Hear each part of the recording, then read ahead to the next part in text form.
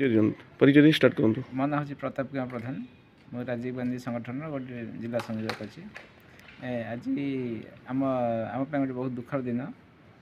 पूर्वतन प्रधानमंत्री डॉक्टर मनमोहन सिंह आम गहन नहांती आम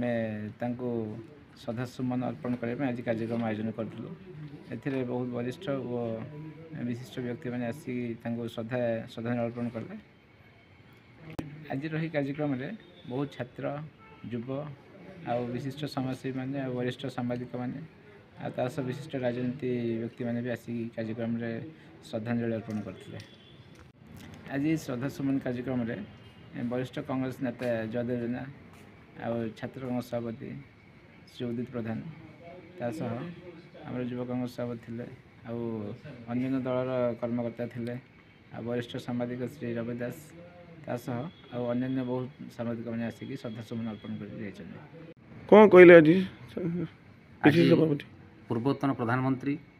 स्वर्गत सम्मानीय डॉक्टर मनमोहन सिंह श्रद्धांजलि सभारे वरिष्ठ नेतृवृंद विशिष्ट सांबादिक वरिष्ठ नेतृमंडली उपस्थित थे से मध्य आमर पूर्वतन पीसीसी सभापति जयदेव जेना से वक्तव्य से भेटी विभिन्न जो थिला कार्यक्रम भेटी से जो प्रत्यक्ष भाव में जो आलोचना कर सियाड़े उपस्थापन कले तन्मध्य गोटे जो इंपोर्टाट ओडिशा बहुत गुरुत्वपूर्ण कथा था जोटा कि नालको बाबद में नालको प्राइवेटाइजेशन होगा जाऊला 20 जन प्रतिनिधि दल कांग्रेस प्रतिनिधि दल जयदेव जेना नेतृत्व से जयदेव जेना पीसीसी सभापति थे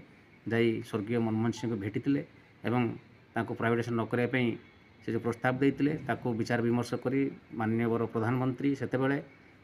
प्राइवेटाइजेशन रोकी 5,000 टंकार केंद्रीय आर्थिक सहायता जोगाड़ देते जहाँ परिवर्ते जार बल नालको आज तिष्टि नालको नवरत्न अवार्ड पाई। यह हूँ मनमोहन सिंह बलिष्ठ अवदान बलिष्ठ उपादान थी आम ओडिशा से जो भाव में नालको को प्राइवेटाइजेशन रोकी एवं देशपाई जो बलिष्ठ अवदान प्रगतिशील राष्ट्र करिबारे अर्थनीति सुधार आनिबारे विभिन्न स्कीम बा योजना बा आईन आनिबारे से जो कार्यक्रम सब हाथ को नहीं आज ताहा बल ताहार आज से आज देशर मेरुदंड पर ठिया जे भी सरकार एवं भी अच्छी से मेरुदंड पर ठिया जहाँ बल आज अर्थनीति सुदृढ़ रही। लेटेस्ट न्यूज अपडेट पाई www.nowodisha.com को लॉगिन करंतु।